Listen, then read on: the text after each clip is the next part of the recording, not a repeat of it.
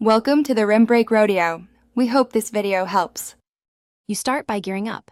Equip an iron axe or stronger because weaker tools waste time and damage the resource. Once ready, head for biomass showing red fungus or scarlet mushrooms. These mark crimson growths. Move at dawn to reduce hostile encounters and clear a narrow path. This makes repeated passes faster. As you approach, scan tree lines in a sweeping motion so you don't miss darker red trunks. Be quick but deliberate. The first sweep locates prime candidates to harvest. Once you spot red trunks, close in and analyze the base of the tree. Crimson logs often sit on raised roots or packed soil. Make controlled, crouch-enabled swings to prevent tool clipping through leaves and to ensure the hit registers on the log. Harvest the lowest log first so the tree falls predictably and you can gather without chasing floating blocks.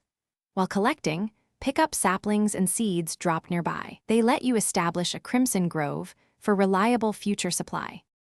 After you collect crimson logs, carry them back to a secure crafting area and sort them into raw and processed piles so you avoid wasting inventory space.